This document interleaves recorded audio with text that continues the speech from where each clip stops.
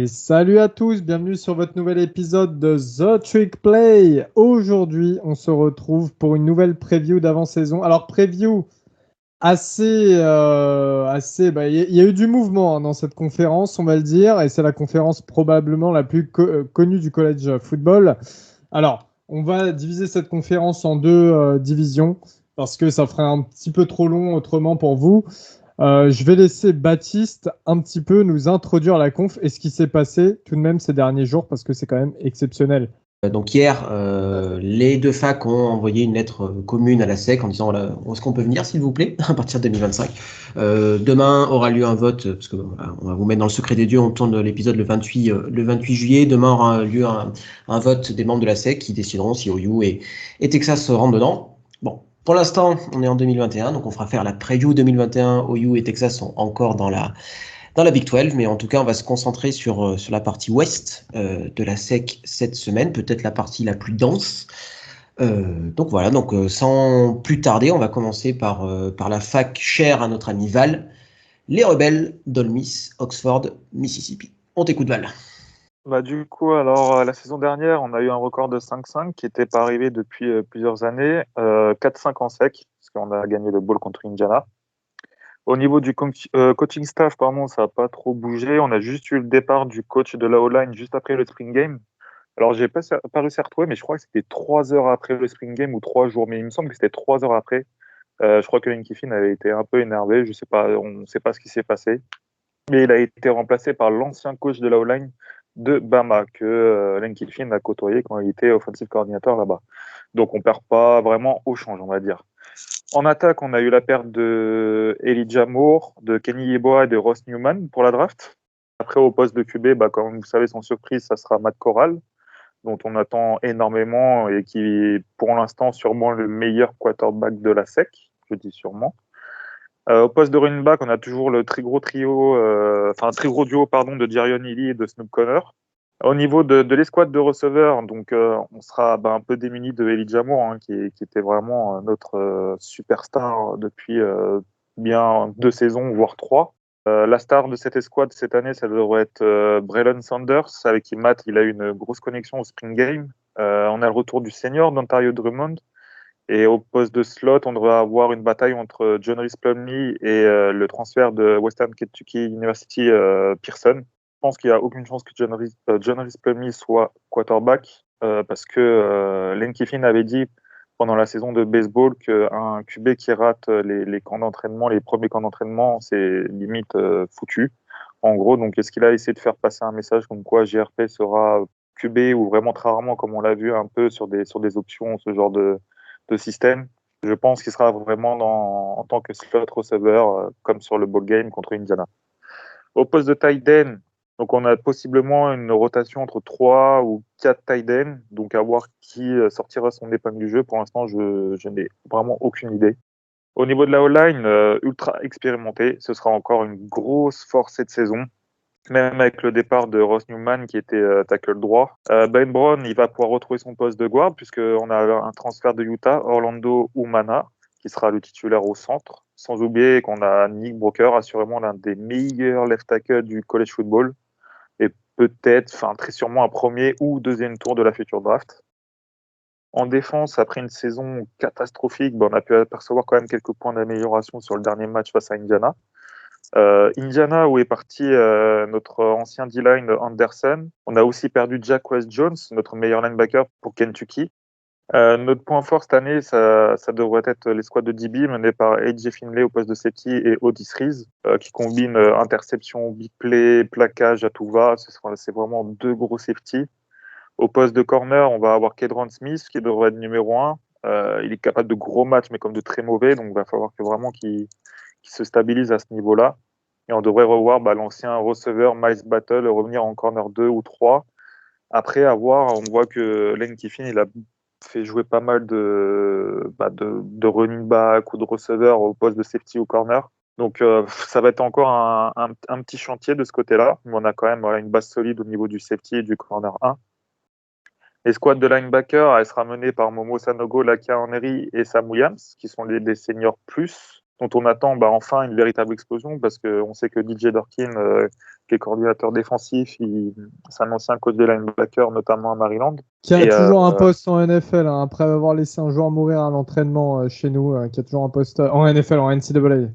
Après, en D-line, ça sera très peu expérimenté. On va avoir les sophomores comme Clowney, le cousin de Jadeveon Clowney, en defensive end, et les defensive tackle stars de Juco, Eaton et Malone, qui vont faire énormément de bien. Notre D-line qui a été vraiment en très, très, très, très, très grosse difficulté la saison dernière.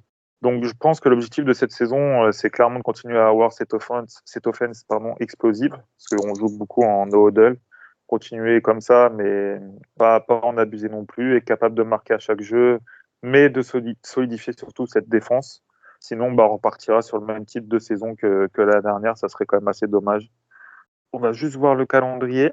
Donc, on va commencer par Louisville, au Mercedes-Benz Stadium à Atlanta. Je pense que par rapport à Louisville, je pense qu'on a une grande chance de gagner quand même, eux qui ont perdu énormément de joueurs à la draft dernière.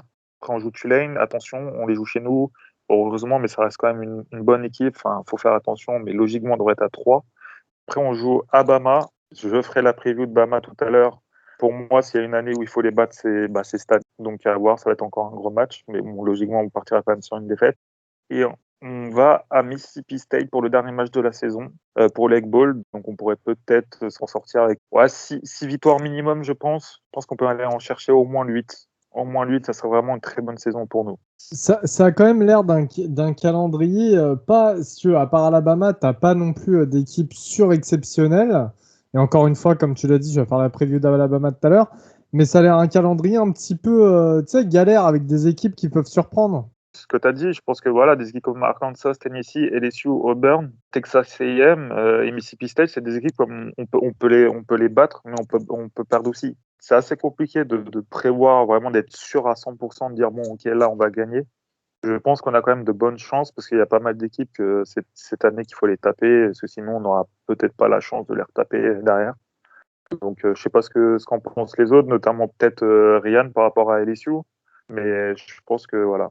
On a notre carte à jouer en tout cas pour finir assez haut dans cette SEC. S'il y a bien une année où vous avez des cartes à faire jouer pour essayer justement de grappiller quelque chose, c'est vrai que c'est cette année, quoi. On le verra plus tard avec la preview d'LSU, mais nous on reste sur une année où ça va être compliqué d'être sûr et certain de pouvoir accrocher quelque chose. On a Bama où il y a vraiment un turnover sur l'effectif, donc il y a aussi les Gators qui ont Emory Jones. On ne sait pas encore s'il va performer au top.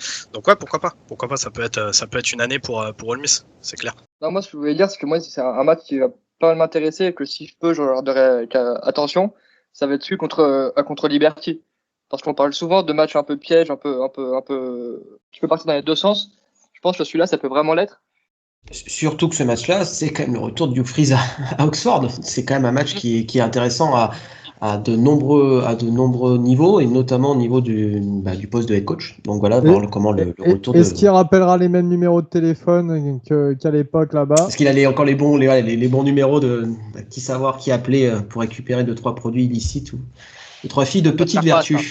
Tu peux m'envoyer un DM, je peux l'arranger. Voilà, donc l'appel est lancé. Si Hugh Freeze veut bien envoyer un DM à Aval pour avoir les bonnes adresses à Oxford, il est preneur. Ok, voilà, on a terminé avec la preview d'Ole Miss. Effectivement, ça peut basculer de deux côtés. Alors, ça va être le cas de quand même pas mal d'équipes dans la SEC, mais en général pas mal d'équipes de college football, mais c'est vrai qu'il y a ce côté un peu complètement aléatoire. Il y a des équipes de SEC qui ont perdu énormément, il y a des équipes de SEC qui sont en train de se reconstruire. Ça tombe bien, on va parler d'Auburn. L'autre fac de l'Alabama de la SEC s'est séparée de Gus Malzahn qui est parti à UCF pour récupérer Brian Harsin qui était le head coach de Boise State. Donc les Tigers vont nous être présentés par Guigui. T'as fait l'intro magnifiquement, donc du coup changement de coach, du coup changement d'équipe pour moi en tout cas. Je vais juste revenir vite fait sur la saison 2020. Auburn finit en 6 victoires, 5 défaites, donc 6-4 en conférence, avec une défaite au Citrus Bowl contre Northwestern. Une saison où, dans la majorité des cas, la logique a été respectée. Ils perdent contre les grosses équipes, avec une défaite un peu plus surprise, on va dire, contre South Carolina, vu la saison qu'a fait South Carolina. Pour la saison qui arrive, comme tu l'as dit très bien, nouveau coach, avec notre ami Brian Harsin qui arrive. de Boise State, donc il arrive quand même avec des sacrées bases à Boise State, en 7 ans, il a fini en 69 victoires, 19 défaites. Celui qui se frotte les mains de cette décision de changement de coach, on en parlait en off, c'est quand même Gus Malzahn. 21,5 millions il a pris quand même pour acheter ses dernières années de contrat. Tu te fais licencier ou pas pour cette somme, Guillaume? Ouais, mais c'est exactement ce que je disais en off. Je me balade dans tout Paris avec un t-shirt marqué à la main au feutre, virez-moi. Non, je pense qu'il fait plus que ça pour 21 millions de dollars, Guillaume. Oui, je fais énormément plus, mais bon, il y a des gens qui nous écoutent. Donc, un renouveau pour l'équipe, un renouveau, malgré l'équipe qui va quand même, à mon sens, pas trop bouger en termes de joueurs, à part sur le poste de receveur où ils ont quasiment perdu tout le monde. Ils ont perdu Seth Williams, Eli Stove et notre coureur de 100 mètres préféré, Anthony Schwartz, ou en tout cas mon coureur de 100 mètres préféré, Anthony Schwartz. On en avait parlé l'année dernière sur la preview de Auburn, où c'était la saison de Bo Nix. Ça a marché correctement, comme j'ai dit tout à l'heure, sans coup d'éclat, sans grosse sous-perf. Mais c'est un peu le problème avec Bo Nix. C'est un peu le problème qu'on avait cité déjà l'année dernière, par exemple avec Texas A&M, où on disait, Texas A&M, ouais, ça gagne, mais ça fait rêver personne. C'était un peu le problème de Bo Nix cette année. Maintenant, le gros avantage pour Auburn cette année, c'est qu'ils vont pouvoir se reposer sur Tank Bigsby, leur running back, qui a fait une énorme saison l'année dernière, qui s'est révélé très clairement. Donc ça va retirer, je pense, un peu de pression à Bo Nix. Je pense que cette saison, elle peut aider Bo Nix à passer un cap, dans le sens où il aura plus toutes les responsabilités sur les épaules. Et on le sait que des fois, ça peut être très compliqué pour un joueur de college football. Pour ce qui est de la défense, il y a eu aussi un changement de coordinateur défensif. C'est Derek Mason qui arrive du côté d'Auburn, l'ancien head coach de Vanderbilt, et Kevin Steele qui s'en va. Donc visiblement, Derek Mason, il veut utiliser une sorte de défense un peu hybride 3-4 et 4-3. Il y a les joueurs, mais il y a aussi pour moi les coachs qui font énormément. Donc à voir ce que ça donne. Donc, ils ont quand même des top joueurs au poste de linebacker, par exemple, avec McLean ou Papo. Je pense qu'il va quand même falloir plus de production au niveau de la défense par rapport à la dernière. Enfin, vraiment un step-up. Il récupère vraiment pas mal de joueurs. Il y a toujours le safety préféré du podcast du college football, Smoke Monday, qui est de retour et qui est selon moi l'un des top safety de la SEC. D'ailleurs, on avait fait un pari avec Valentin, hein. On avait dit qu'il y en a un de nous qui devrait acheter son maillot, mais je ne sais plus quel était le pari. Mais ça va se terminer comme ça, hein. On se le dit, ça va se terminer comme ça. Le maillot Smoke Monday, il va arriver chez quelqu'un de ces quatre. Donc une saison assez intrigante de la part d'Auburn. Moi, j'espère juste qu'on va pas encore se taper une saison d'Auburn plate, un peu ouais, d'accord. Bo Nix c'est correct, mais sans plus. Je sais que c'est un joueur qui divise énormément. Si je peux me permettre, il y a eu quand même un changement de schéma, de système de jeu l'année dernière, et on va sûrement avoir un nouveau système de jeu pour Bo Nix. Donc, il va devoir s'adapter il va s'adapter à 2 systèmes de jeu, enfin même 3 en 3 ans. Je lui retire pas la faute qu'il peut faire dans les matchs, etc. Mais ça aide pas quand même. C'est pour ça que je te dis que la saison ne retombe pas que sur les épaules de Bo Nix, mais au final, tu restes le quarterback, donc tu restes le poste essentiel de l'attaque. Si Bigsby tombe, ça risque de faire tomber avec les espoirs de bonne saison, en tout cas de Auburn. Pour ce qui est du calendrier d'Auburn, ça va commencer avec 2 réceptions à Akron et Alabama State. Week 3, il se déplace à Penn State, le gros match hors conférence. Victoire facile pour Auburn. Ouais, j'irai pas jusque-là, mais je pense qu'ils peuvent quand même gratter une victoire. Georgia, Arkansas, Ole Miss, Texas A&M, Mississippi State, South Carolina et Alabama. Encore une fois, toujours l'enfer des calendriers de la SEC et particulièrement de la SEC West, où à part tes matchs hors conférence, tu as très peu de petits matchs ou de matchs faciles, on va dire. Il devrait, en fait, pour moi, le médian, ça devrait être 6 victoires. Une bonne saison, il pourrait monter à 7, 8 victoires. Je les vois mal atteindre les 9. Mais voilà, moi j'espère en tout cas que, parce que je suis un des seuls restants dans le train de Bo Nix, on n'est plus nombreux, hein, je vous cache pas qu'il y a de la place maintenant dans ce train-là, mais j'ai envie d'y croire encore. Ça fait 3 ans, ça va faire 3 ans qu'on souhaite à Bonix, donc on va voir, et on espère que Brian Harsin aussi pourra réussir du côté d'Auburn, parce que c'est vrai que c'est un gros pari de la part de la fac, mais un bon pari en même temps. On en avait parlé dans l'épisode du Coaching Carousel pendant l'intersaison qu'on vous invite à écouter, hein, pour tous les mouvements de coach qui se sont déroulés cette année. Tout de suite, on repasse du côté d'une équipe qui risque de ne plus être la seule équipe de son état dans quelques années du côté de la SEC. Et on va parler de Texas A&M. Texas, qu'est pas ça le Texas? Texas A&M, nos agriculteurs et mécaniciens préférés. Ils sortent d'une année, d'une saison 2020 plutôt qui est plutôt bonne, qui est vraiment bonne pour le coup. Ils sortent avec un bilan de 8 victoires et 1 défaite en SEC. Ils finissent deuxième de la SEC West. La seule défaite qu'ils ont pris est en Bama. Ils gagnent l'Orange Bowl face à North Carolina. Ils le gagnent 41-27, si je dis pas de bêtises. Donc le bilan total, ça leur fait une saison à 9 victoires et 1 défaite. Il y a pire, je pense que Texas, et d'ailleurs les fans de Texas A&M, ils signeraient tous les ans pour une saison à 9 victoires et 1 défaite. Ce à quoi on peut s'attendre du coup pour la saison 2021, déjà, c'est pas de gros changements dans le coaching staff. On a donc toujours Jimbo Fisher en head coach qui s'appuie sur les mêmes cordeaux offensifs et défensifs qu'il a depuis la saison 2018. Donc on assure la continuité. On ne change pas une équipe qui gagne. Il y a des bons résultats. L'offense performe, la défense performe. Niveau transfert, discret Texas A&M sur les transferts, ou en tout cas en termes d'arrivée. Côté départ, c'est là que ça s'affole un petit peu. J'ai compté pas moins de 13 départs déjà actés au moment où on enregistre le podcast. Donc à voir si ces 13 départs vont pas être regrettés en fait par Texas A&M. Vont pas être regrettés par Jimbo Fisher sur la saison. On sait que sur les saisons de foot, il y a souvent des blessures, des petits trucs. Le rythme, il est soutenu. Donc, faudra espérer que les 13 départs vont pas faire du mal. Sinon, ce qu'on peut noter aussi, c'est déjà un retour de la pleine capacité du stade pour les Aggies. Comme beaucoup d'autres facs, ça va faire plaisir. On parle quand même d'un stade qui, quand il est plein, peut accueillir jusqu'à 100 000 personnes. Donc c'est un gros bordel, c'est aussi ça que nous on kiffe dans le college football. Donc juste déjà savoir que ils pourront re-remplir le stade, ça va être sympa. Et surtout que c'est une saison un petit peu spéciale pour les Aggies, parce que ça sera la 100e saison de leur 12e homme, comme ils l'appellent, ce qui chez eux est quand même vachement important, et donc on risque de voir pas mal de petites animations autour des matchs cette année.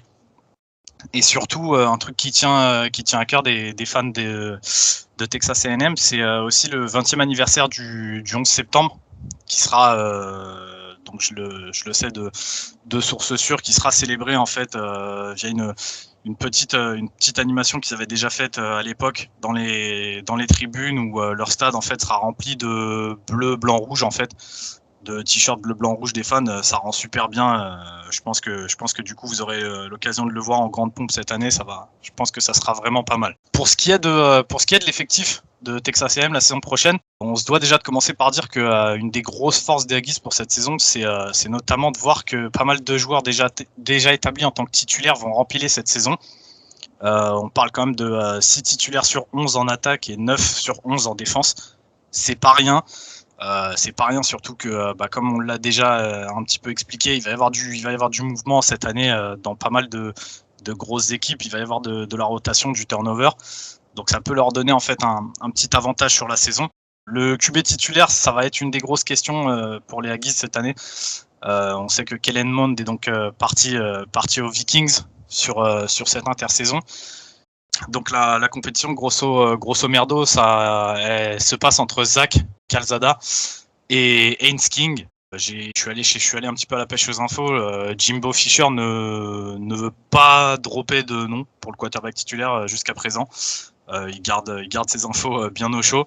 Maintenant, pour avoir regardé un petit peu le spring game, c'est vrai que Haynes King semble avoir un petit avantage. Il a pris pas mal de reps avec les titulaires. À mon humble avis, en fait, King il tient la corde pour le poste de titu. Haynes King, c'est jeune. Ça fait quelques grosses erreurs en fait de jeunesse et d'inexpérience qui pourra, je pense, gommer avec le temps, mais le potentiel, il est là. Si vous avez l'occasion, vous pouvez aller voir justement quelques passes qu'il a fait au Spring Game. En fait, ses lancers sont pas parfaits, mais la vrille est pas bonne. Mais en fait, la balle arrive toujours dans les mains de ses receveurs. Et ça, c'est quelque chose qu'il faut aussi prendre en compte. Et surtout, au-delà de son potentiel, il y a aussi son statut de double menace, qui pour le coup est réel et qui apporte un vrai danger supplémentaire à l'attaque de Texas A&M. Quand on le voit jouer, il y a vraiment le spectre de Johnny Manziel qui plane au-dessus de King au niveau de ce côté en fait quarterback qui est hyper explosif à la course. Pour ce qui est du joueur à suivre, pour moi, Texas A&M, ça va être Weider Mayer, le tight end. Il n'y a aucune contestation possible.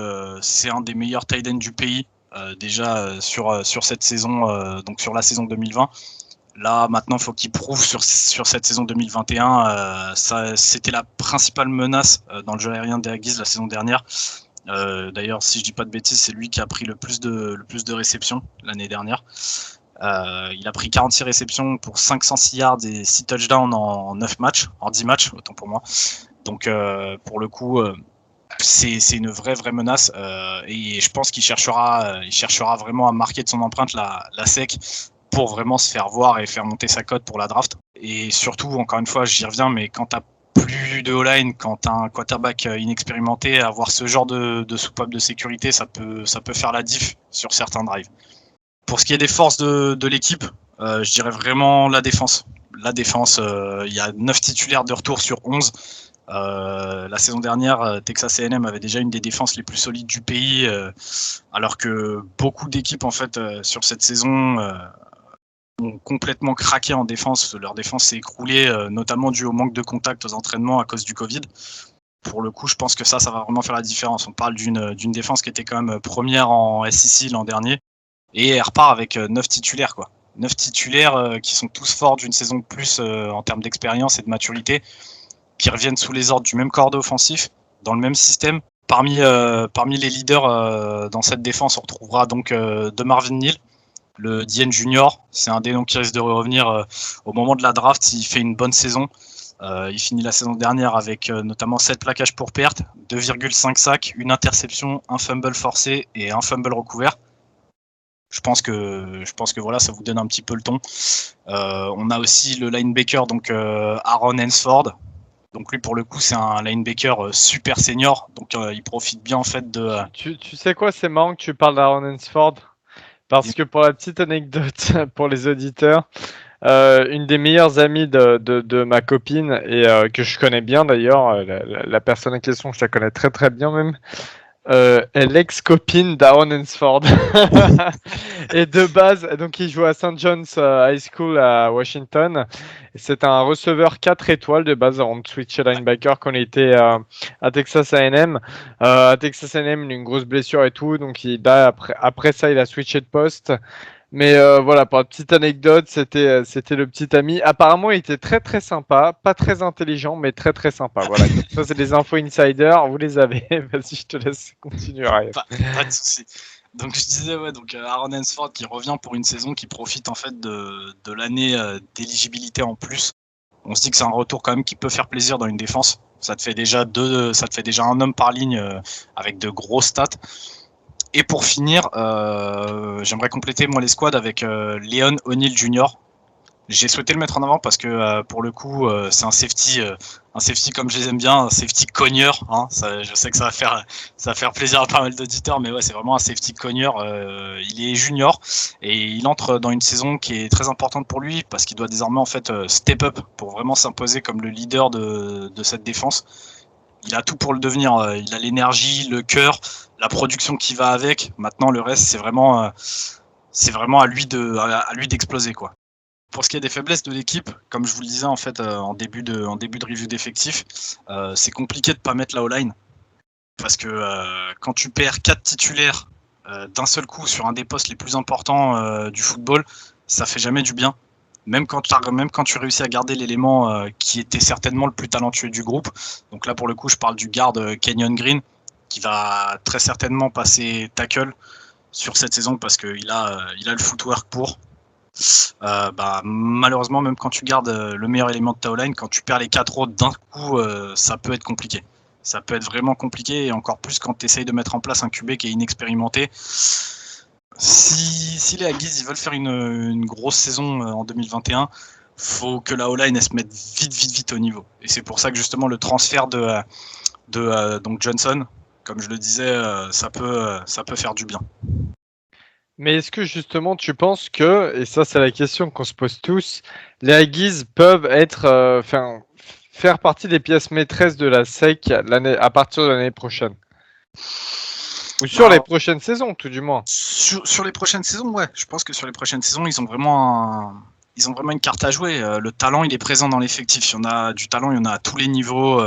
C'est Jimbo Fisher, il a fait un gros chantier à Texas A&M.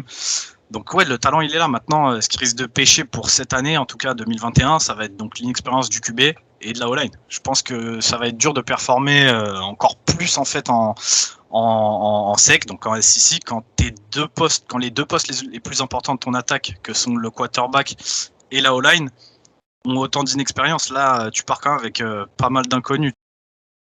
Du coup, en conclusion, je vais passer un petit peu sur le calendrier là de Texas A&M. Calendrier compliqué parce que les déplacements sont un peu étranges. Encore une fois, je ne sais pas si c'est dû au Covid, dû à certaines restrictions dans certains États, mais il y a certains matchs que Texas A&M aurait dû jouer à domicile, où du coup ils partent en déplacement. C'est un peu compliqué. Calendrier qui est pas si facile que ça à jouer. Maintenant, ils esquivent quand même Georgia, donc les Bulldogs, et Florida, donc les Gators. C'est vraiment, il y a moyen de faire quelque chose avec ce calendrier. Maintenant, il faut faire attention à pas se faire surprendre. Moi personnellement, je vois bien un 8-4 pour Texas A&M. Alors oui, c'est pas aussi bien que la saison dernière. Maintenant, comme je le dis, il y a 2 grosses interrogations en attaque. Et il y a d'autres équipes qui vont se renforcer et essayer de faire jouer leur va-tout. Donc je vois bien un 8-4 avec des défaites donc possiblement à Bama, à LSU et à Ole Miss.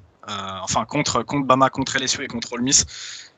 Ces 3 matchs-là vont être vraiment compliqués. Je pense que ça va être les 3 matchs les plus compliqués à jouer pour Texas A&M sur la saison prochaine. Faut aussi faire attention pour Texas à pas se faire surprendre sur le premier gros choc qu'ils vont avoir contre Arkansas. Il y a aussi Auburn. On sait qu'Auburn c'est jamais des matchs faciles. Et même Mizzou, ils aiment jouer les troubles faits. En fait, ils aiment venir prendre une petite victoire par-ci, une petite victoire par-là. Donc attention. Eh bien voilà pour la preview de Texas A&M. D'ailleurs, on vous souhaite, on vous invite plutôt à aller suivre le compte Twitter de Texas A&M France. Puis ça y est, on repart légèrement vers l'Est. Alors on a parlé d'Ole Miss, qui est l'université du Mississippi en tout premier lieu. On va aller chez le voisin rival, Mississippi State, les Bulldogs, donc avec Mike Leach comme head coach, qui est un des gros head coach du college football, qui sort d'une saison un petit peu compliquée. Guigui, est-ce que tu peux nous parler un petit peu de Mississippi State? Ça a un petit peu, je sais pas, on dirait que ça a perdu un peu de la valeur d'antan ou de ces dernières saisons. Il y a un truc qui va mal là-bas. Le système de Mike Leach, c'est quand même un truc assez conséquent et pas facile à mettre en œuvre. Donc la Air Raid, je pense qu'il fallait un petit temps d'adaptation et je pense très sincèrement que l'espèce de mur de fumée, on va dire, de small screen de la week 1 face à LSU, c'était plus une anomalie, on va dire, où fait des difficultés un peu des défenses à se mettre dans le bain cette saison, plus qu'à autre chose. On rappelle évidemment, après ce match, KJ Costello, choix numéro 7 de la draft, ça c'est à jamais dans nos cœurs. Mais du coup, voilà, ils ont commencé avec une énorme victoire à LSU, 44-34, avec le fameux match de KJ Costello à plus de 600 yards. Sauf que derrière, ils sont complètement éteints. Défaite face à Arkansas, défaite à Kentucky 24-2. Donc l'attaque met 0 points. Défaite à Texas A&M, contre Texas A&M, défaite à Alabama 41-0. Donc ça fait 2 matchs de la saison où ils mettent pas un point. Victoire face à Vandy, défaite contre Georgia, Ole Miss et Auburn, et victoire face à Missouri. Grâce aux règles de bowl un peu allégées, on va dire, l'année dernière, on va savoir comment, avec un bilan à 3-7, ils se retrouvent au Lockheed Martin Armed Force Bowl, avec le magnifique accent, pour une victoire face à Tulsa, 28 à 26. Donc ils finissent à 4-7 cette saison, 3-7 en conférence. Rien de très très reluisant, on va dire, pour Mississippi State l'année dernière. Donc maintenant, la deuxième année avec Mike Leach, changement de quarterback, du coup, changement oui et non, parce que TJ Costello, la saison dernière, s'était fait bencher déjà par Will Rogers, si je dis pas de bêtises. Donc, je pense que ça sera encore une fois Rogers qui aura les rênes de cette attaque. Qui était trop freshman d'ailleurs.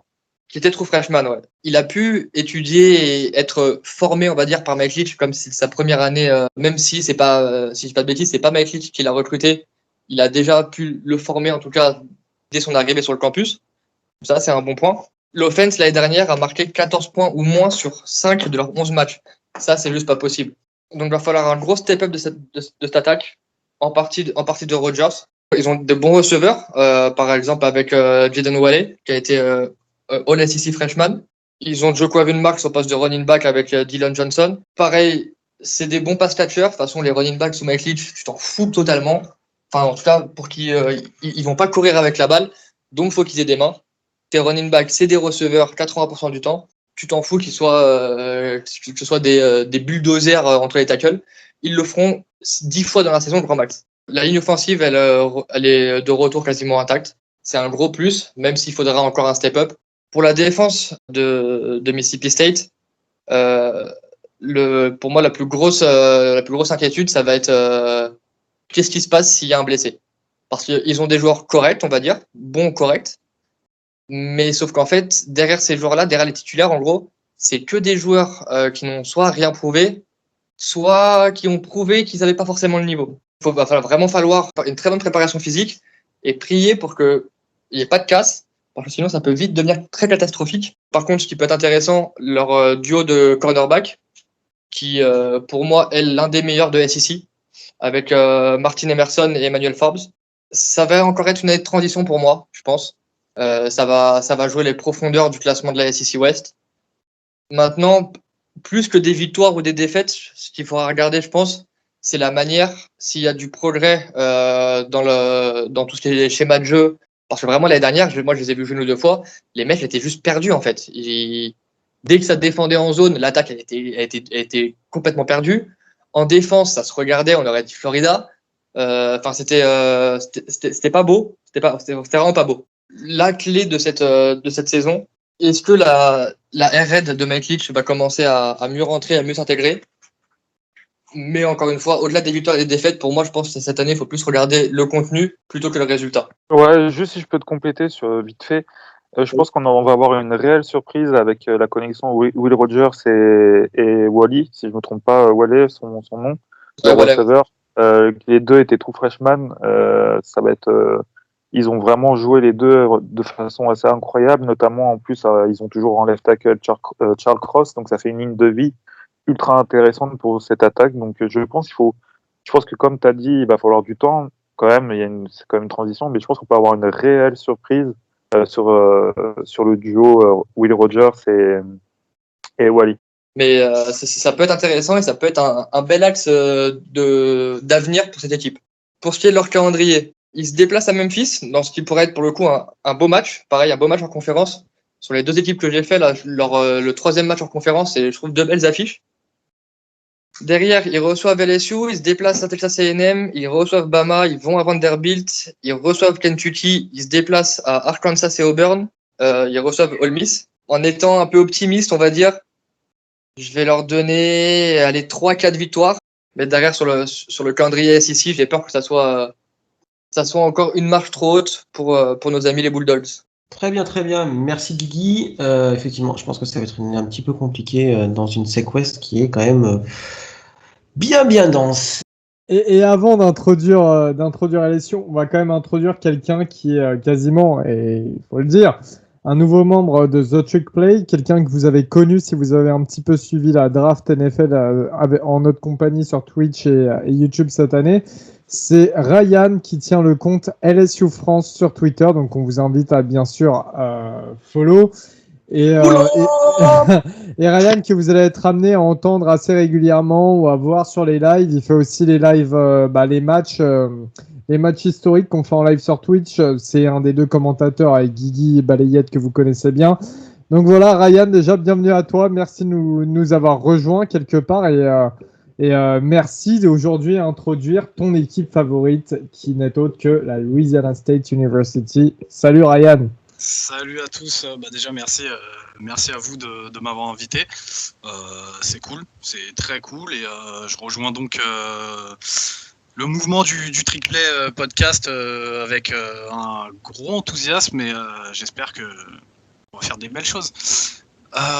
Donc sinon, pour présenter un petit peu donc LSU, comme a dit Baptiste, on sort d'une saison 2020 qui est très compliquée, que ce soit au niveau du sportif, notamment sur le bilan. Le bilan, on fait un 5-5, on peut se dire que c'est pas trop mal, mais c'est surtout sur le contenu des matchs qui était vraiment horrible. Pas de bowl. Qui me mène justement au deuxième problème, c'est l'extra sportif. La saison 2020 très très très compliquée pour la fac donc de Louisiana State, que ce soit sur le foot, sur le basket, il y a eu plein de problèmes qui du coup fait qu'on refuse en fait carrément le bowl avant même de savoir si sportivement on aurait pu se qualifier. On a tout de suite été disqualifié du bowl suite à des problèmes avec l'équipe, justement avec le programme de football. Donc c'était compliqué. Ça on le savait dès la draft en fait, dès la draft NFL qui a vu en fait une bonne partie de notre effectif de 2019 partir. On savait que ce serait compliqué, mais pas à ce point-là. Les moments forts de la saison, il y en a eu aucun, pour tout vous dire. Derrière ça, on a du coup Ed Orgeron qui s'est tout de suite mis au travail. Il a tout de suite vu en fait qu'il y avait de gros problèmes, que ce soit en attaque ou en défense. Ses assistants ne lui convenaient pas, donc il a tout de suite tranché dans le vif. Donc out Bo Pelini. Je l'appelle l'escroc parce que sur tout le temps qu'il a passé chez nous, il a rien montré. On prend notamment, comme le disait tout à l'heure Guigui, 623 yards contre Mississippi State à la passe seulement. On prend 55 points contre Bama, ce qui est le record ever en fait, c'est le plus de points que nous a mis Bama sur toute notre histoire. Donc Bo Pelini out directement. Il a été remplacé du coup par Daronte Jones, qui est l'ex-coach DB des Vikings du Minnesota. Il a aussi travaillé donc aux Bengals et aux Dolphins, pareil en tant que coach DB. Pour ce qui est de l'attaque, il a mis en place en fait Jake Pitt, qui est quelqu'un qui a 10 ans d'expérience en NFL. Il était notamment l'année dernière coach QB aux Panthers et il a été recommandé justement par Joe Brady. L'ancien corps offensif Steve Ensminger, il est devenu analyste pour LSU. Et donc on part en fait avec tout ce petit beau monde là et on espère que ça va faire le taf pour 2021. Pour ce qui est des transferts, on a récupéré donc le safety Major Burns. En grosse signature, on a Major Burns qui est un ancien safety noté 4 étoiles et qui est natif justement de Bâton Rouge, qui était donc l'année dernière aux Bulldogs de Georgia. Et surtout, signature très importante, on récupère Mike Jones Jr., le linebacker de Clemson. Il va nous faire du bien pour le coup. Mike Jones Jr., je vais y venir un peu plus loin, mais il va vraiment faire du bien à cette escouade de linebacker. Sinon, news importante, on va enfin récupérer toute la capacité du stade, comme la plupart des équipes de NCAA. Et ça va faire du bien. Ça va faire du bien de revenir un petit peu à ce qu'est le college football, toute l'ambiance et tout qu'on peut retrouver sur les matchs, ça va être sympa. L'effectif, du coup, pour ce qui est des QB du poste de quarterback, il y a encore une petite interrogation parce que Ed Orgeron n'a pas officialisé le truc, mais je pense que le QB starter, Miles Brennan, va récupérer sa place. Le problème, c'est que vu que Max Johnson a fait quand même une belle saison l'année dernière et a montré de belles choses, il reste dans la compétition. On n'a toujours pas de QB1 officiellement, mais Miles Brennan va, je pense, prendre le job pour la Week 1. C'est le QB senior. L'année dernière, il a pas pu faire toute sa saison à cause d'une blessure, et il a aussi montré de belles choses. Je vois pas en fait Je vois vraiment pas, à part si en off Max Johnson montre des choses exceptionnelles, mais sinon je vois pas comment Miles Brennan pourrait ne pas repartir en fait comme QB starter. On a comme gros joueur, on a à suivre, je veux dire, on a notamment Derek Stingley que beaucoup de gens connaissent car il est l'un des DB les plus polarisants en fait à suivre en college football. Il a énormément de talent et c'est un des gros noms à suivre à l'orée de cette saison 2021 chez nous, à LSU. Et on a aussi Keishon Boutte en tant que receveur, qui semble être le successeur en fait de Ja'Marr Chase et de Terrace Marshall. Justin Jefferson, c'est vraiment lui le top receveur qui nous reste dans notre effectif aujourd'hui.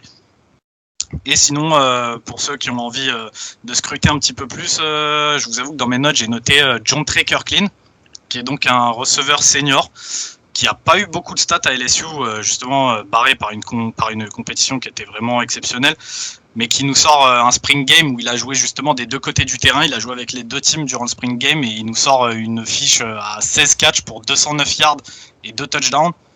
Donc gardez un œil sur lui. Je pense que cette saison, c'est possible qu'il fasse parler de lui dans le slot à LSU.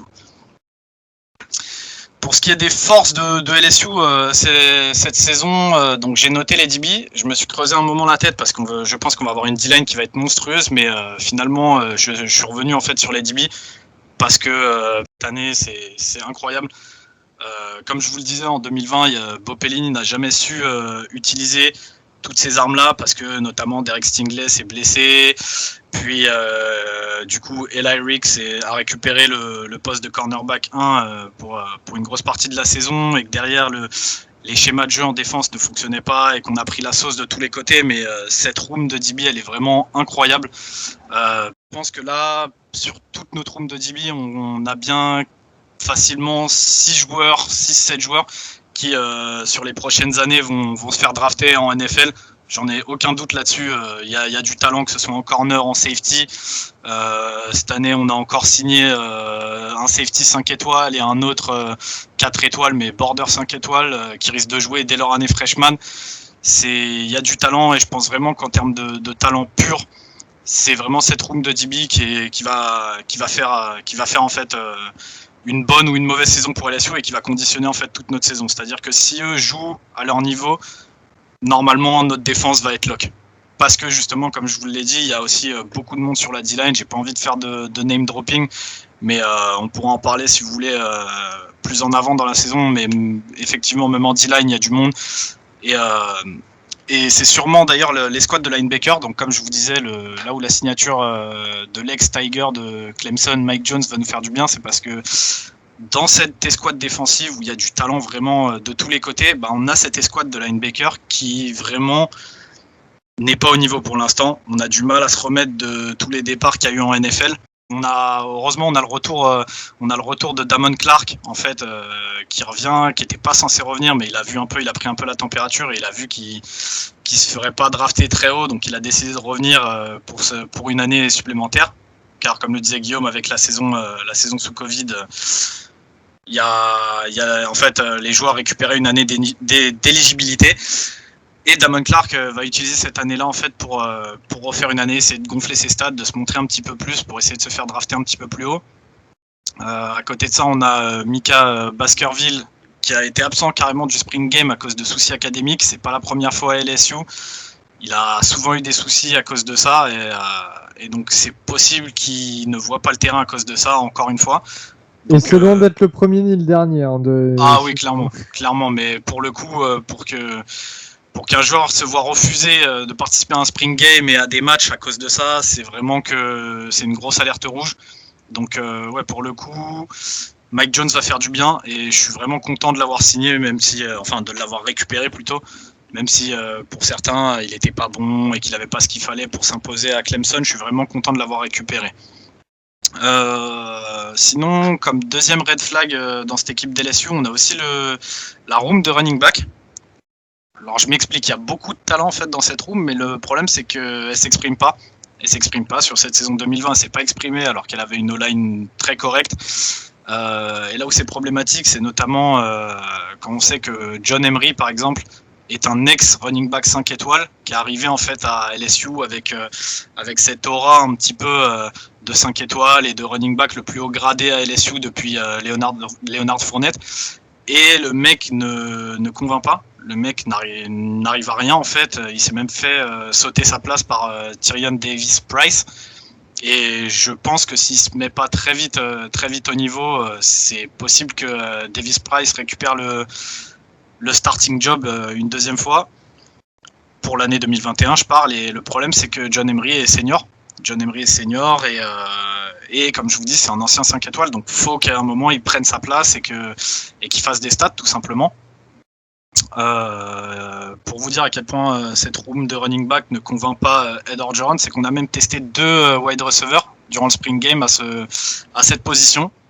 Et Ed Orgeron ne s'en cache pas. En interview, il a même dit que pour l'instant, la room de running back n'était pas au niveau et que c'était le red flag de cette attaque, quoi.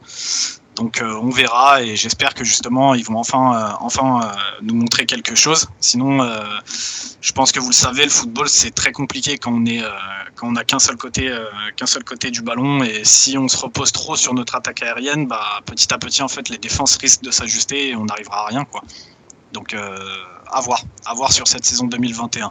Sur cette saison 2021, l'objectif, je dirais, pour LSU, ça va être de se remontrer en fait au plus haut niveau, avant d'essayer de commencer à parler d'objectifs championnat, SEC ou quoi que ce soit.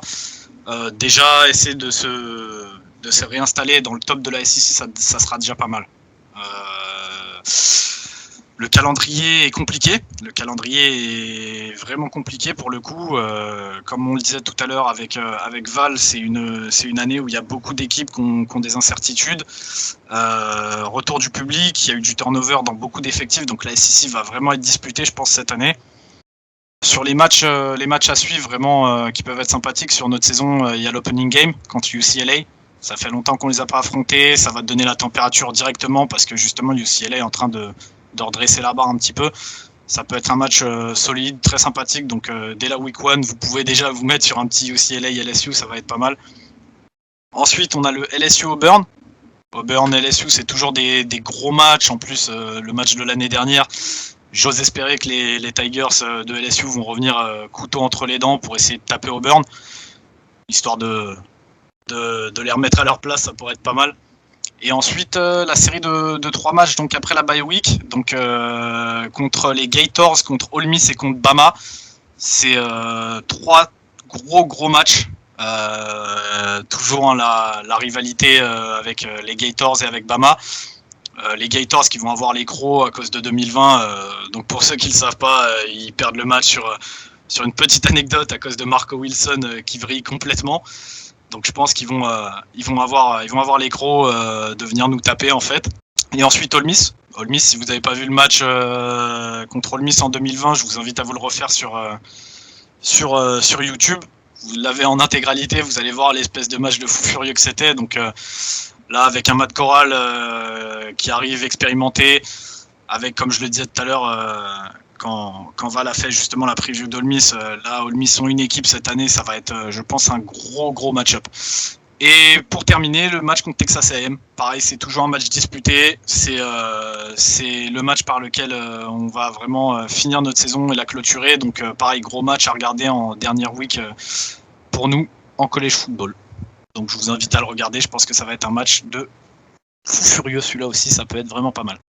J'avais une question parce que c'est vrai que c'est un truc un petit peu que peut-être certains auditeurs et même nous, même moi en tant que fan de Maryland, on se pose, c'est-à-dire que quand tu passes d'une saison pleine, totalement réussie, avec des records de fou, donc notamment avec Joe Burrow, le titre national, à une saison qui est quand même très compliquée comme vous l'avez eu, comment toi, et je te parle que d'un ressentiment personnel, comment toi tu l'as vécu et est-ce que tu t'y attendais? Comment ça s'est passé un petit peu?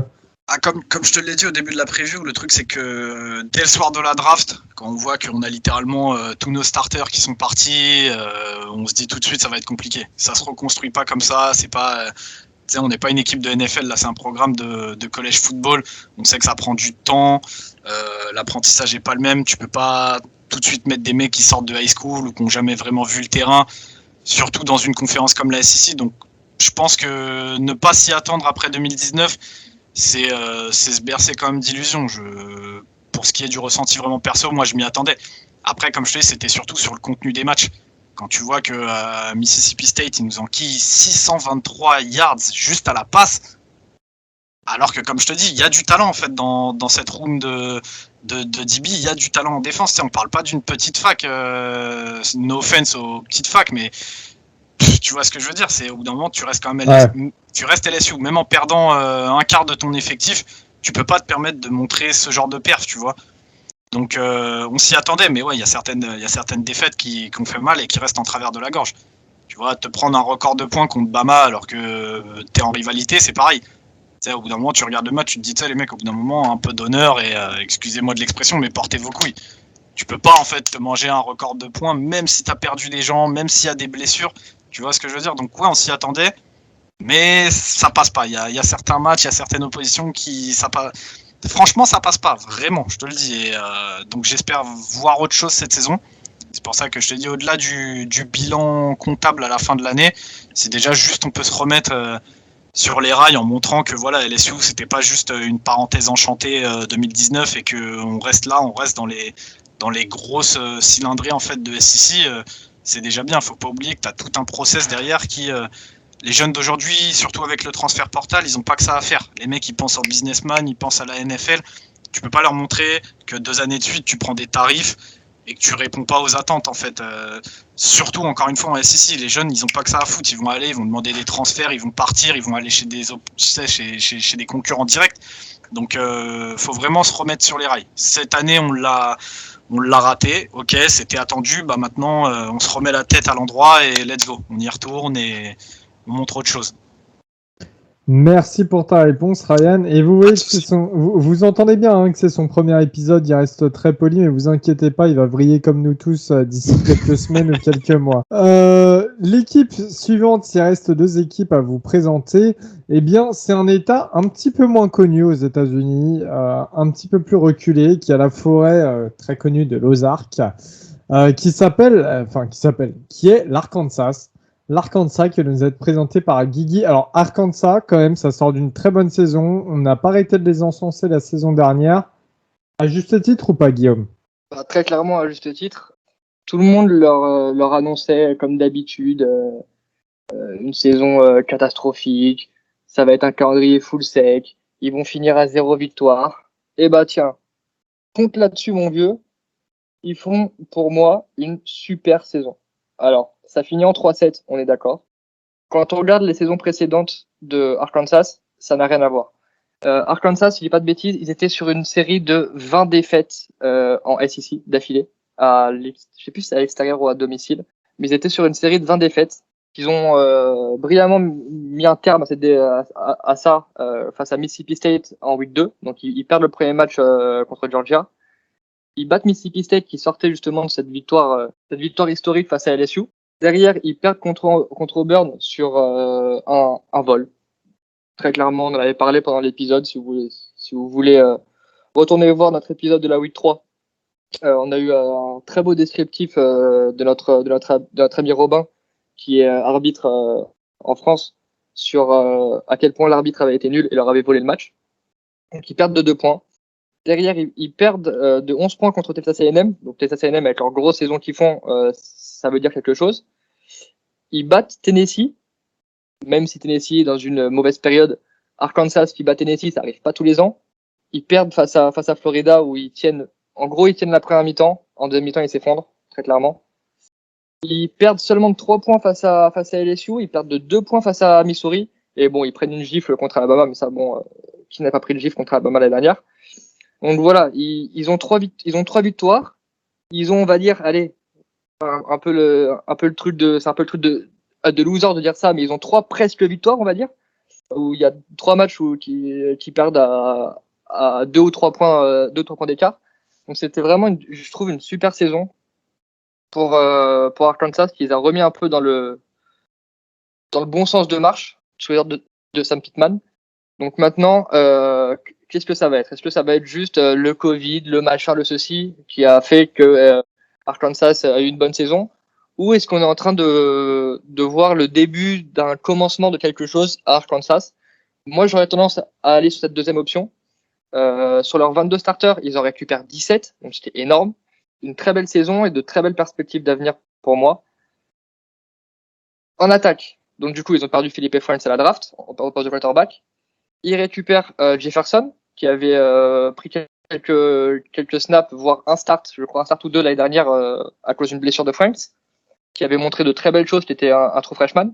Sur le sprint game, il a très clairement conforté sa place de titulaire auprès du backup Malik Hornsby. C'est un quarterback double menace. Le coordinateur offensif, c'est Kendall Wise, l'ancien head coach de Baylor. Je pense que Jefferson est un fit plus naturel pour l'attaque de Bryles que Philippe Franks, qui est plus un pocket passeur qui peut courir, mais c'est pas sa principale qualité, on va dire. Ça va permettre d'élargir un peu le playbook, ça va permettre de voir plus de choses, plus de design QB run, plus de jeux d'options. Donc ça va mettre une dimension supplémentaire à cette attaque. Ils récupèrent leur 5 line, donc ça j'en ai parlé sur mes 2 previews précédentes. Moi c'est quelque chose où je mets beaucoup de valeur là-dessus. On va en parler maintenant comme ça c'est fait. Si ce n'est pas, l'un des meilleurs receveurs de college football, pas juste de SEC, pas juste de SEC West, Treylon Burks. J'adore ce joueur, il est grand, il est rapide, il a des bonnes mains. Ça va vraiment être leur arme principale avec le tight end Blake Kern et l'autre tight end aussi Hudson Henry, qui vont vraiment être pour moi les 3 leaders de cette attaque aérienne. Assez fun à voir jouer. Il va y avoir plus de dimensions offensives, plus de choses différentes qu'on va pouvoir voir. Et j'ai vraiment hâte de voir ce que ça va donner. Petit nom aussi au poste de running back, AJ Green. AJ Green, c'est bien AJ Green, c'est pas le receveur, l'ex-receveur des Bengals. Et aussi dans la série, vu qu'on est sur la SEC West, puis il y en a pas mal. Dans la série, j'ai un nom stylé, Rocket Sanders, qui est aussi running back, qui fait partie de la running back room. Pour cette attaque, moi j'ai vraiment hâte de voir ce que ça va donner. Ça peut être quelque chose de vraiment fun à regarder. Le côté du ballon, côté de la défense, va vraiment falloir qu'ils arrivent à mettre de la pression sur le quarterback. C'était leur vrai problème l'année dernière. Ça a été une des pires équipes de SEC en termes de sacs. S'il y a un nom que vous devez retenir, moi c'est un joueur que j'adore, Jalen Catalon, un safety qui est de base plus un gros hitter, mais qui a montré l'année dernière de belles choses contre la passe. Et c'était un des leaders de cette défense. Je pense que Barry Odom, le coordinateur défensif, va pouvoir s'amuser un peu avec toute sa room de DB, donc emmené par Jalen Catalon et par exemple l'autre safety Joe Foucha. Pour ce qui est du calendrier de l'année prochaine, forcément un calendrier plus sympa que l'année dernière. Il commence avec 3 réceptions. Rice pour commencer, leur futur copain de SEC Texas. C'est un calendrier très compliqué avec des très gros matchs. Maintenant, il y a toujours ces petits entre guillemets cupcake games, donc Arkansas Stan Bluff, Rice, Georgia Southern, pour entre guillemets souffler un peu, ce qu'il n'y avait pas l'année dernière où c'était vraiment t'étais à 1000% avec tes starters quasiment H24. Maintenant, si je dis pas de bêtises, le calendrier le plus strength of schedule, le plus élevé de la FBS, parce que quand tu te tapes déjà juste te taper Texas dans ton calendrier hors conférence, te taper ton calendrier de SEC West, et quand tu croises avec la Est, tu tapes Georgia, je peux t'assurer que ça fait pas plaisir. Il y a des trucs plus sympas dans la vie que ça. Je vais continuer à la regarder, même si j'ai plus mon petit chouchou dans leur équipe. Ça peut être aussi une équipe d'un plus petit calibre qui peut être fun à voir jouer en fait, parce qu'ils ont montré de très belles choses l'année dernière. Ah mais pour moi, franchement, ils peuvent tabasser Mississippi State, ils peuvent se faire Auburn, ils peuvent déjouer. Franchement, ils peuvent taper Texas. Sam Pittman, sa deuxième saison, comme tu as dit. Ça c'est compliqué, Elio. Mais Texas, on en a parlé pendant la preview Big 12, genre. Oui, mais Texas, ça reste Texas. Mais ils sont en période de transition, alors qu'Arkansas, comme tu as dit, récupère tout le monde. Sam Pittman, sa deuxième saison, et moi que je trouve très bon comme head coach. Ouais, franchement, je suis d'accord. Ils vont pas trop s'ambiancer sur une saison en fait. Pas juste pas. Pour moi, vraiment, le truc c'est pas s'ambiancer sur une saison. Bien sûr. Parce que je suis le premier à râler quand il y en a qui font ça, qui après une saison se croient les rois du pétrole. Donc je vais pas commencer à m'amuser à le faire maintenant parce que ça irait un peu contre mon propos. Je pense qu'ils peuvent comme j'ai dit, ça peut être super sympa à avoir joué si ça clique bien, si ça reprend un peu le rythme de l'année dernière. Maintenant, il y a plus tout le Covid, il y a plus toutes les largeurs il va plus y avoir toutes les largeurs défensives qu'il y a eu l'année dernière avec le manque dû au manque de pratique. Déjà rien qu'en termes de plaquage, c'était une catastrophe l'année dernière.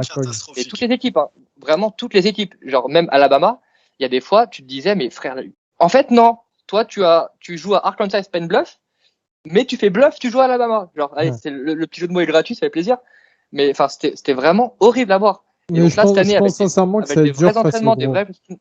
Oui, non, c'est clair, ça va être ça va être dur face au gros, mais il y a des équipes en plus à déjouer. Après, tu as raison, parce que tu fais un pronostic qui est quand même très safe, et t'as pas tort, cela dit, tu vois. Vaut mieux pas inventer des victoires qui pourraient ne pas avoir lieu. Mais je pense que c'est des matchs qui sont prenables. Et avant de passer à la grosse équipe suivante, qui est la dernière, je vais quand même juste noter pour Arkansas, le stade, c'est le Donald Reynolds Razorback Stadium. C'est 80 800 places. C'est le Stade de France. Pour eux, un État et une université comme Arkansas. C'est juste pour vous, encore une fois, vous donner une idée du college football et de l'importance aux États-Unis de ce sport. Et c'est 80 000 places. Et c'est pas 80 000 places Vanderbilt. Oui. 80 000 places remplies. Oui. Hors Covid, évidemment, c'est rempli à chaque match. Les mecs faisaient des saisons à 0-11. Le stade était rempli. C'est pas les France-Slovaquie sur Raymond Domenech, croyez-moi. Hein. Ça, c'est clair et net au niveau du remplissage. On va passer à la dernière équipe, qui est notamment l'équipe la plus connue de ACC, Ardosei, qui est l'équipe qui roule un petit peu sur tout le monde ces dernières saisons. Alors, pas toutes, bien sûr, mais ces dernières saisons tout de même. Et qui a remporté le dernier titre national. Ça y est, on y est, Alabama. Et pour Alabama, on vous a mis quelqu'un de spécifique pour présenter. Il y a du sel, il n'y a pas de sel, mais c'est quelqu'un qui peut partir en vrille à tout moment. C'est Valentin, donc, qui était tout à l'heure présent pour la présentation d'Admis. Val, Alabama, comment ça va être en 2021-22? Bama, c'est Bama. Hein. C'est pour bien résumer, c'est ça. Du coup, champion, 0 défaite. Voilà, on passe à cette année. Perte de l'offensive coordinator Steve Sarkisian qui est parti pour Texas. En attaque, la perte de Mac Jones, Najee Harris, Jalen Waddle, Devonta Smith, London Dickerson, Deontay Brown, Alex Leatherwood. Ah, vous me dites, toi, c'est toute l'attaque en fait. Quasiment. En gros, c'est ça. Donc, on va avoir une attaque très, très remaniée après ces nombreux départs à la draft. Bryce Young, ancien 5 étoiles, devrait être le QB titulaire sans aucun doute. Moins talentueux que ses deux prédécesseurs quand même. Il en restera un bon QB de college football, je pense. Je l'ai vu un peu au Spring Game. J'ai un peu de mal quand même avec ce QB. Heureusement qu'il joue à Bama. Donc, vous entendez dire souvent, ouais, les QB de Bama, ils sont bien aidés, etc. Mais lui, heureusement qu'il joue à Bama et pas ailleurs. Parce que sinon, c'était du même niveau que Emory Jones. Donc, c'est du petit niveau de la SEC. C'est un QB que tu parles pas sinon. Et en plus, lui qui avait été battu par la saison dernière par Mac Jones pour le rôle de QB1, donc même la saison d'avant d'ailleurs, c'était même la saison d'avant je crois. Au niveau du poste de running back, on a Brian Robinson qui a lui aussi peut-être moins de talent que Najee Harris, mais il sera sûrement un running back en NFL. Il a pu avoir pas mal d'expérience dans la rotation ces dernières saisons et ce sera donc lui à son tour d'être titulaire. Au poste de receveur, c'est John Mechie, après sa très bonne saison, à 916 yards et 6 TD, qui sera le receveur numéro 1 de cette escouade. Un peu moins talentueuse que les années précédentes, mais surtout, je dirais, moins expérimenté, parce que quand tu sors des Jerry Jeudy, des Jalen Waddle, des Devonta Smith, il y a du monde devant toi, donc c'est un petit peu dur de jouer. Donc on va avoir quand même des talents émergés, comme le sophomore Javon Baker et le très grand freshman, je crois que c'était un 6'3 ou un 6'4, Aggie Hall, si je le prononce bien. Encore un joueur d'expérience au poste de tight end avec Billingsley, qui aura dans sa rotation le très très talentueux Cameron Latou, qui est junior, qui est pas très connu du coup parce qu'il joue pas des masses, mais qui est même plus talentueux que Billingsley à mes yeux.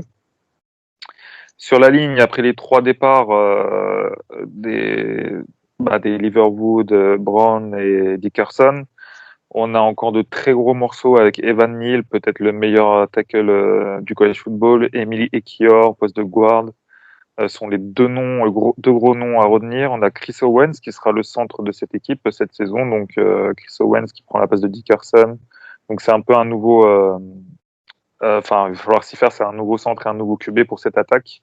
Donc c'est quand même la base d'une attaque. Donc il va falloir qu'ils se mettent vite en symbiose tous les deux. En défense, après la perte de Christian Barmore, de Dylan Moses et Patrick Surtain, on aura quand même une D-line très expérimentée avec de très bons athlètes comme Fidarian Mathis ou Labrian Ray, sans oublier DJ Dale. Donc ces 3 joueurs, c'est des bons joueurs de college football, mais qui peuvent exploser cette année, notamment, je pense, Fidarian Mathis ou Labrian Ray. Au poste de linebacker, Dylan Moses est parti, c'est pas grave, on a Christian Harris. Ce sera l'énorme star de cette escouade défensive. Il sera aussi suppléé de Christopher Allen et William Anderson au poste d'outside linebacker, sans oublier l'énorme transfert de Tennessee, Henry Toto. Donc vraiment ce front seven qui fait vraiment très très peur cette saison.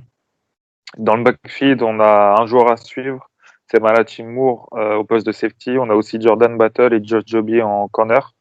Donc c'est un petit peu moins fort quand même. Voilà, on n'a pas de Patrick Surtain ou de joueurs vraiment. Tu te dis voilà, c'est un first round assuré.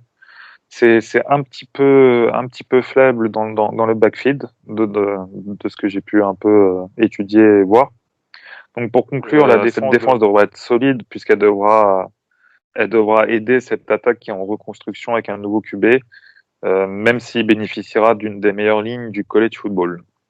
Calendrier pour Alabama assez soft, je trouve. Hein. C'est pas Arrête, pas un énorme. New Mexico, c'est chaud quand même. Ouais, ok, d'accord. C'est ouais. Si tu... D'ailleurs, ce sera peut-être plus chaud de jouer New Mexico que Maryland, mais bon, ça, c'est un autre débat. Après, ouais, bah du coup, il y a quand même, il y a le petit, il y a le petit enchaînement Ole Miss, Texas A&M, Mississippi State, Tennessee, voilà, qui est assez chaud. Après, ils ont une week off et ils jouent à LSU. Donc voilà, donc Alabama pour les équipes de SEC, bah c'est l'année où il faut les taper. Jouer avec cette attaque qui est quand même en reconstruction, même si on sait que Alabama, ils ont quand même tellement de bons joueurs à tous les postes que ça vient vite. Mais pour les équipes qui les jouent sur peut-être les 2-3 premières weeks, il y a peut-être moyen de faire. Donc voilà. Et puis par exemple, moi je pense à Ole Miss, on utilise beaucoup la passe maintenant avec Dan Kiffin. En voyant cette escouade de DB pas ouf, il y a peut-être moyen aussi de faire, mais attention au front seven de Bama qui sera pas au même niveau de l'année dernière. L'année dernière, voilà, comme on a dit, toutes les défenses, surtout en sec, elles étaient catastrophiques. Là, il faudra pas s'y tromper. Hein. Ça sera pas pareil. Ça va mettre des tampons dans tous les sens, notamment avec ces linebackers. Limite, tu peux tous les mettre au premier ou au deuxième round de la prochaine draft. Hein. Ils y vont tous. Donc voilà pour ma part pour Bama. Quand tu disais que leur front seven est flippant, si je dis pas de bêtises, leurs 3 linebackers sont dans la first team pré-season au SEC. Les 3 linebackers titulaires, c'est les 3 linebackers de Bama. Ça va piquer. Comme tu l'as dit, ça va piquer. Et c'était la grosse, mon gros point négatif que je disais l'année dernière par rapport à LSU, quand je disais qu'ils allaient faire une saison plus que moyenne après leur titre, c'est qu'en fait, quand tu regardes vraiment Alabama, déjà ils mettent tellement de claques qu'ils peuvent faire jouer tout le monde et ils ont la volonté de faire jouer tout le monde. C'est-à-dire que des mecs comme John Mechie, il a eu énormément de reps l'année dernière. C'est pas juste qu'il va arriver receveur numéro 1, un peu de nulle part du bench où il a tâté 3 snaps pendant la saison. Il a joué énormément de matchs, si c'est pas tous les matchs d'ailleurs. Et il a déjà beaucoup d'expérience, alors même que c'était un backup. Et c'est vraiment ça, pour moi, ce qui fait Bama, c'est qu'en fait, ils s'en foutent des records. Ils s'en foutent que leur QB, il fasse X yards, X TD. Ils s'en foutent que leur corner numéro 1, il fasse X interception. Et par eux, ce que j'entends, c'est Nick Saban. Il n'a pas une vision sur une saison. À chaque fois, il a une vision sur 2, 3, 4 saisons où il sait que il pourrait mettre son équipe titulaire tous les matchs à chaque rep et il ouvrirait la terre entière avec. Il a cette vision où en fait, il s'en fout de tous ses records. Lui, ce qu'il veut, c'est de gagner année après année, après année, après année, après année. Et c'est ce qu'il réussit à faire quasiment depuis Alabama. Mais le mec, ça fait 15 ans qu'il est au top. Ça fait 15 ans qu'il bouge pas. Pourquoi? Parce qu'il a cette vision-là. Et c'est là où le mec est fort. Et c'est là où Alabama fait la différence avec énormément d'autres équipes qui sont plus dans une vision court-termiste, on va dire. Et avant de terminer là-dessus et sur cette SEC West, Déjà, encore une fois, il y a le D-tackle Fidarian Matisse qui est de retour et je sais que Val se ferait marbrer par lui en 1 contre 1. Mais est-ce qu'on peut tous dire que Alabama reste quand même finalement favori numéro 1 de la SEC? Ils sont favoris numéro 1, ils sont même favoris numéro 1 pour moi à leur propre succession sur le titre national. Hein. Ouais. Et tant que Nick Saban sera là, ils seront dans les top 5 favoris au titre national. Ça, c'est clair et net, pour moi en tout cas. Moi, j'ai quand même un gros doute sur leur attaque, notamment avec Bryce Young, que j'ai vraiment de gros doutes sur lui. Avec Mac Jones, frérot, toi-même, tu sais comment on a parlé de Mac Jones. Non, mais oui, d'accord, mais Bryce Young, quand je l'ai vu la saison dernière, pour moi, je te disais, il était éclaté au sol. Hein. Le mec, il allait jouer à, je sais pas où, enfin, parce qu'il est rentré sur des fins de match. Non. Des fins de match, il avait un playbook vanilla de fou malade. Il jouait 3 jeux par match. C'est exactement ce que je vais dire pour Emory Jones, où tu vas gueuler parce que t'es pas d'accord avec moi, mais ça arrive. C'est arrivé 1000 fois, ça arrive aujourd'hui, ça arrivera encore 1000 fois dans le futur. Des mecs comme Dan Mullen, des mecs comme Nick Saban, t'as même pas le droit de douter qu'ils vont te sortir des joueurs de port à ces postes-là, en fait. Les mecs sont trop intelligents pour créer leur équipe autour, et même avec un quarterback. Oui, mais même avec un quarterback correct, il va gagner le titre, en fait, parce qu'on l'a vu ces dernières années. Là-dessus, on était d'accord. Tua, c'était pas un top quarterback. Matt Jones, c'était pas un top quarterback. Et ça roulait sur la terre entière. Les deux étaient bien plus forts que Bryce Young. Et de loin. Et vraiment de loin. Matt Jones, il avait quand même 4 ans de backup. Donc, il en avait vu du college football. Et si c'est pas des matchs, il en avait vu des entraînements. Et je peux t'assurer que nous, avec Ryan, on est au courant. On s'entraîne plus dur qu'on joue les matchs. Donc, t'inquiète pas que le mec est prêt. Moi, je te dis, ne t'inquiète même pas que le mec est prêt. Et Bama, la vérité, je te dis qu'ils peuvent se faire éclater 2-3 fois cette année. Pour moi, ils perdent un match. Donc voilà, Bama quasiment favori pour la SEC. On verra. En tout cas, on verra. On se retrouve très très vite pour la preview donc de la SEC East, qui risque aussi d'être amené à pas mal de débats. Merci de nous avoir écoutés comme d'habitude. On se retrouve donc très très vite pour la SEC East et pour la Pac-12 qui manque. Puis ensuite, on sera en live pour la saison. Comme on vous le rappelle, on a des lives sur Twitch de prévus avant chaque avant chaque journée plutôt. Et voilà, on vous fait des gros bisous. On vous dit à la prochaine. Merci tout le monde. Salut.